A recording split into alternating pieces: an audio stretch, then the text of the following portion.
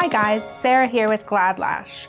I'm the official volume lash trainer here at our classroom, and I have a beautiful model here today to show you my volume lash method.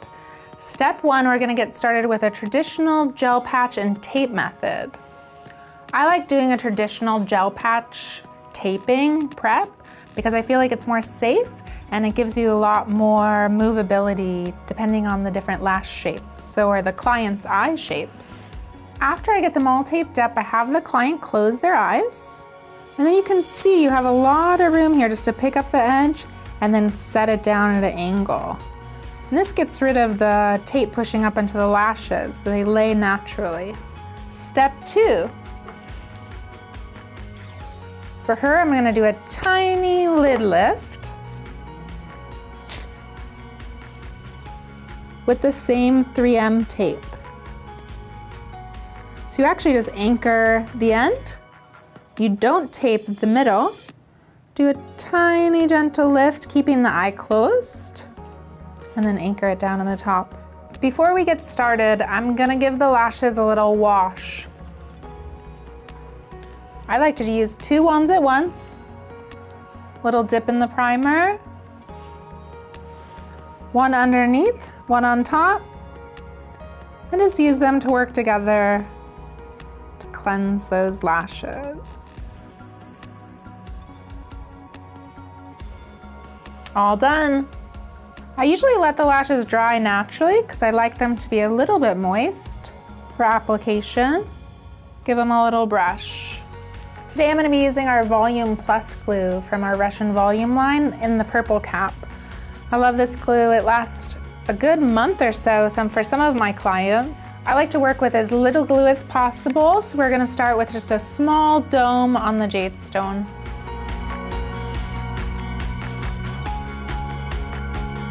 I make a fan, dip it, isolate, and then place the hair.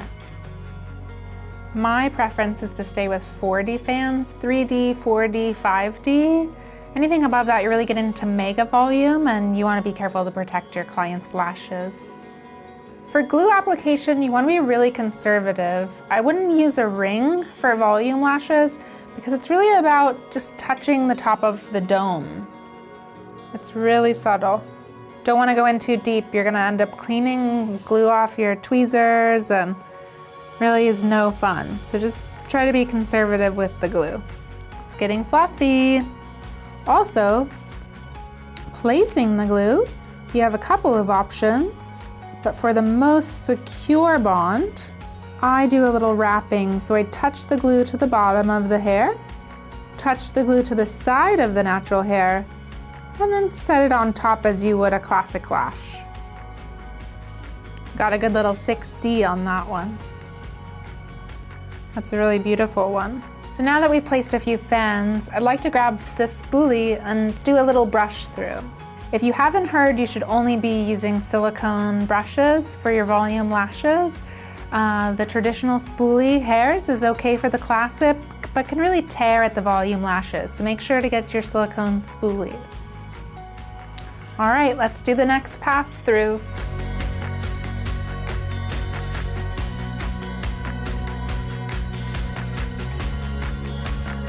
I built quite a base with the 11s, and I'd like to start cutting in with some 10 fans.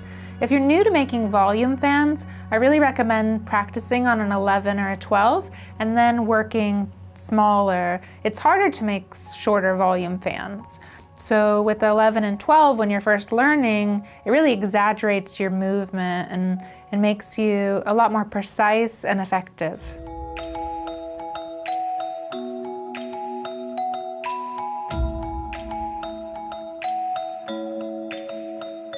Once you start getting a bunch of fans on, you might not be able to see all the available hairs.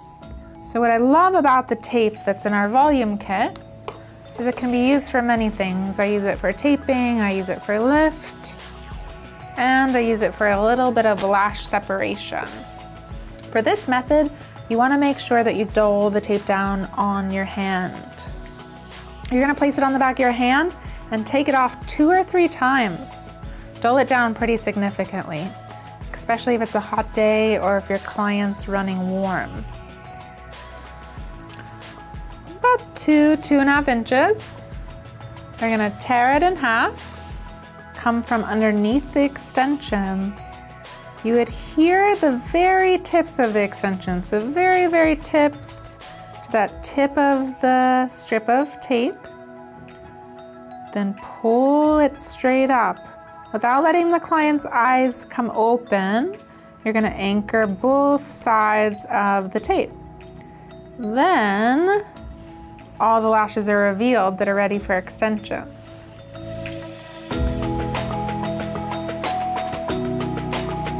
So every 5 or 10 minutes, you're gonna wanna move the tape up around to avoid the client's body heat warming up the tape. Just gently peel it back. And don't worry, your lashes will stay on. These lashes are really easy to make fans with. Practice makes perfect. And it works really well with the Purple Cap glue. Really high quality, long-lasting adhesive. Make sure you space out the fans as you place them so you don't have wet glue next to each other, although it only takes a couple seconds to go, just depends on your speed. If a fan doesn't open right away, I don't recommend messing with it. Just move on to a new hair.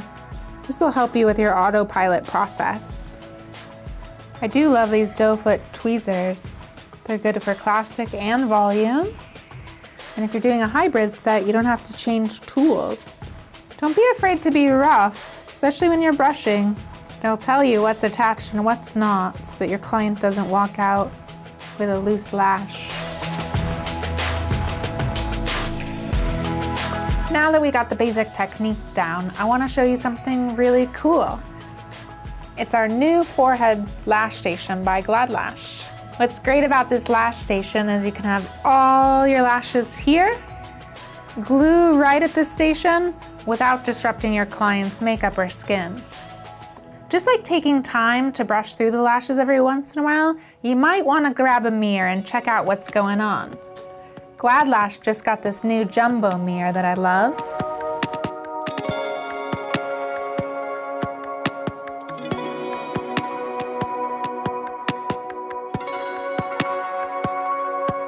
Okay guys, we're almost done. So far I've been using the rapid fans, and they're a lot of fun and save a lot of time. But just for today, let's take a look at the classic way to make fans. Today I'm going to use our Salon Professional mink lashes. These lashes are my favorite to make volume fans because they're really soft and flexible and create a really fluffy look. It's easier to learn how to make fans on around 11 to 12 millimeters. Anything that's smaller than that is going to be a little bit harder. So I'm going to dismount some 11s from my tray.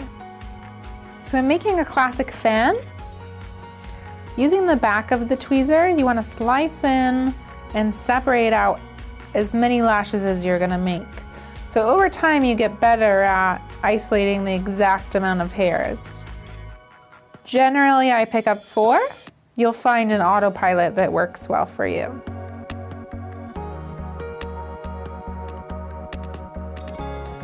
So you're gonna go down to the base of the lash where it meets the tape. Gently cradle the hairs in your tweezer. And then work on a diagonal. If you pull the hair to the right, it's gonna get tighter. If you recline it to the left, it's gonna open the fan. So I just do a little shimmy back and forth until it's as open as I want. Squeeze, pull towards you, tiny dip in the dome, find your hair, and with the same method, attach it to the natural hair. I like to put a couple 2Ds out on the outside edge. The 2Ds kind of like start to blend it into the fan, so if someone's standing next to you, it looks more natural. As you can tell, I went a bit conservative. I wanted to show you that it's possible to make natural looking eyelashes with volume fans. If you want to take it a bit further, a bit more glamorous, just keep going for about 30-45 minutes. You can even work this technique into mega volume. Thanks for joining me today for this segment on volume lashes. For more tips and tricks, check out our website at eyelashextensions.com. You'll find classes and all the best products for your beauty business.